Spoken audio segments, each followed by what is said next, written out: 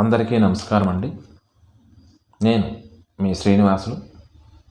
MA జ్యోతిష్యం first year paper 4 వాస్తు అనే అంశంలో ఇప్పుడు మనం చాప్టర్ 2 చతుర్విధ వాస్తువులు అనే దాని గురించి మనం తెలుసుకుంటున్నాం. చతుర్విధ వాస్తువులు అంటే 4 విధాలైన వాస్తువులు అని అర్థం. వాస్తుని గురించి తెలుసుకునే ముందు వాస్తు ఎన్ని రకాలు అనేది కూడా తెలుసుకోవడం చాలా ముఖ్యం. ప్రస్తుత కాలంలో గృహానికి సంబంధించిన వాస్తును మాత్రమే వాస్తు అని అనుకుంటున్నారు.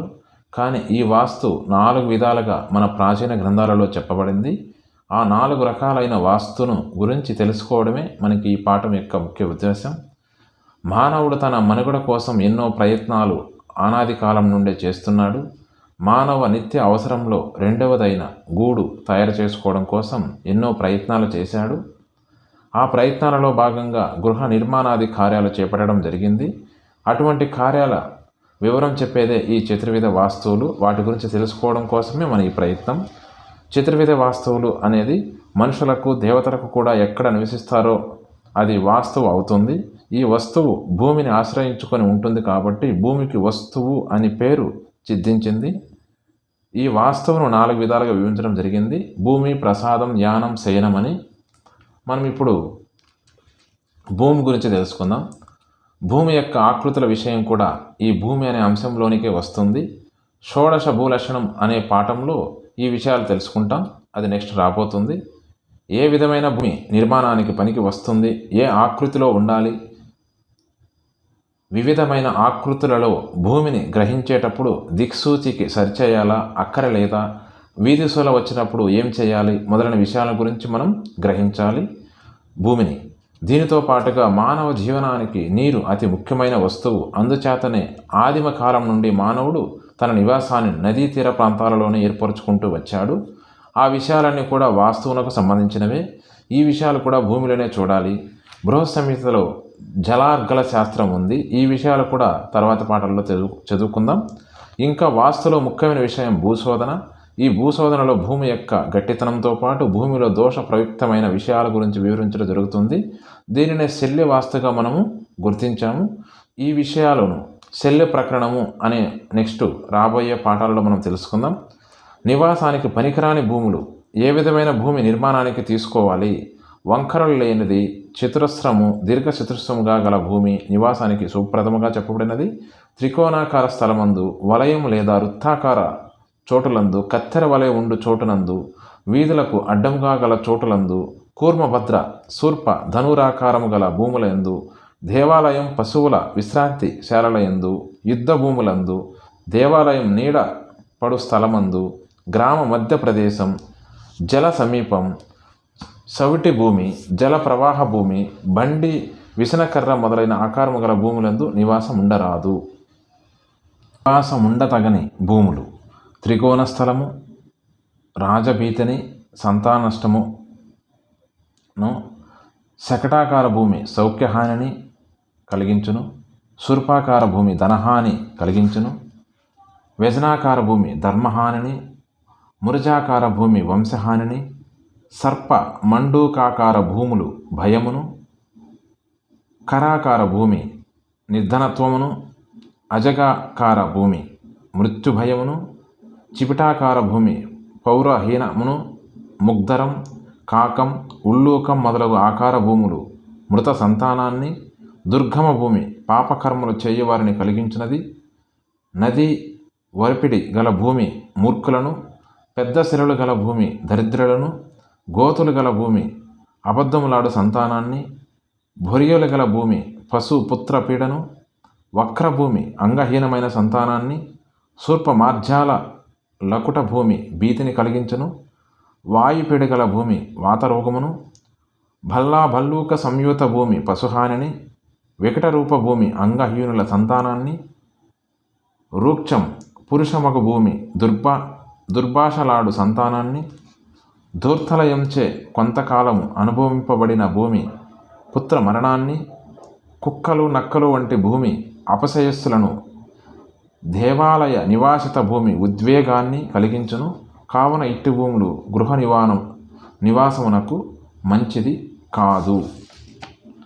చండాల గృహఛాయ గల భూమి, చర్మకారులచే నాశించబడిన భూమి, శల్య దంతకేశ అస్మ వల్మీకాది దూషిత భూములు, మధ్యమందు వికట రూపము గల భూమి, పర్వత శిఖరమందలి భూమి గృహ నిర్మాణములకు వర్జింపవలయును.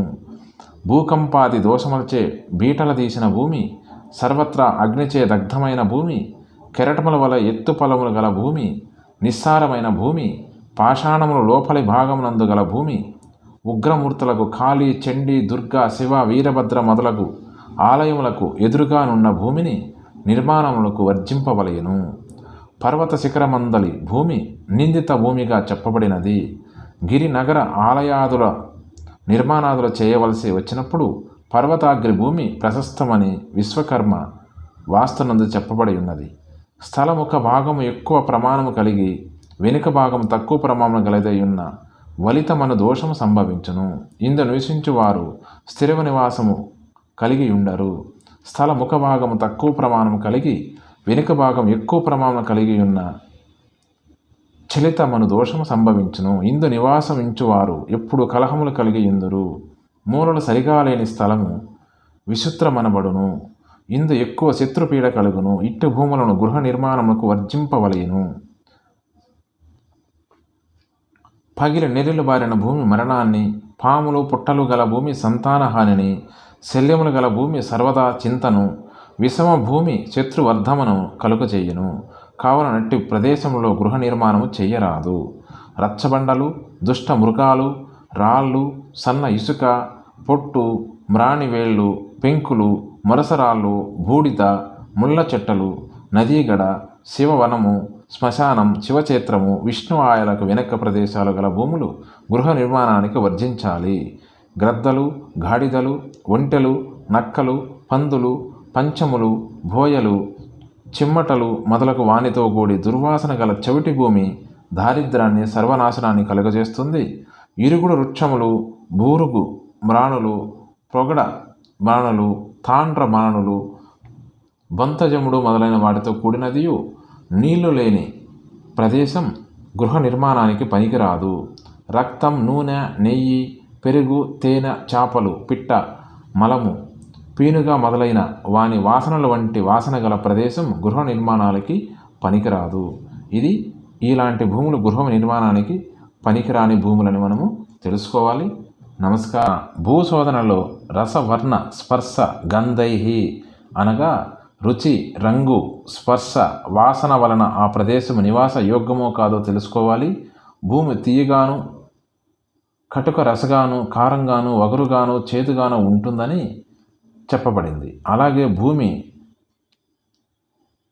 వాసనలోను రక్తం వాసన, తుప్పు పట్టిన ఇనుము అంటే ఇనుముతోను అన్నం వాసన, కళ్ళు వాసన వచ్చే భూములు గృహ నిర్మాణానికి యోగ్యాలు. గృహం నిర్మించే భూమిని 3 పొడవు లోతు వెడల్పు కలిగిన గోతులు తీసి దానిలో పూర్తిగా నీరు నింపి సూర్యోదయ సమయంలో చూస్తే కొంచెం నీరుంటే అది శ్రేష్టమని, నీరు ఇంకిపోయి బురద ఉంటే మధ్యమని, నీరు ఇంకిపోయి బీటలు వారితే యోగ్యం కాదని తెలుసుకోవాలి. ఇలాగే కాకుండా గృహ నిర్మాణ స్థలంలో 3 లోతు గొయ్యను తీసి తీయగా వచ్చిన మట్టితో తిరిగి గోతిని పూడ్చితే మట్టి మిగిలితే ఆ ప్రదేశం యోగ్యమని, సమంగా సరిపోతే మధ్యమని, తక్కువైతే ఆ ప్రదేశంలో ఇల్లు కట్టకూడదని తెలుసుకోవాలి. భూమి రంగు: తెలుపు రంగు భూమి, ఎర్రని రంగు భూమి, పచ్చని భూమి, నలుపు రంగు భూమి అని 4 రకాల భూములు ఉన్నాయి. విద్యాధికారం కలిగిన వాళ్ళు తెలుపు రంగు భూమిని, రాజసం కలిగిన వారు ఎరుపు రంగు భూమిని, వ్యాపారులు పసుపు పచ్చని భూమిని, కృషి వలలు నలుపు రంగు భూమిని ఉపయోగిస్తే అభివృద్ధిని పొందుతారు. పొగరంగు కలిగిన భూమి, అనేక రంగులు కల భూమి, మిక్కిలి చిక్కని రంగులు కల భూములు మంచివి కావు. కఠినంగానున్నది, అతి వేడిగా కానీ అతి చల్లగా కానీ ఉండే భూములు, జీవకళ లేని భూములు గృహ నిర్మాణానికి మంచివి కావు. అదేవిధంగా శల్యాలు, భూమి లోపల ఉండే వస్తువులకు శల్యాలని పేరు. ఇవి ఆ వ్యక్తులకు అనారోగ్యాన్ని కలిగిస్తాయి. ఈ విషయం మనము శల్య వాస్తు అనే రాబోయే పాఠంలో మనము తెలుసుకుందాం. అందరికీ నమస్కారం. స్వస్తి.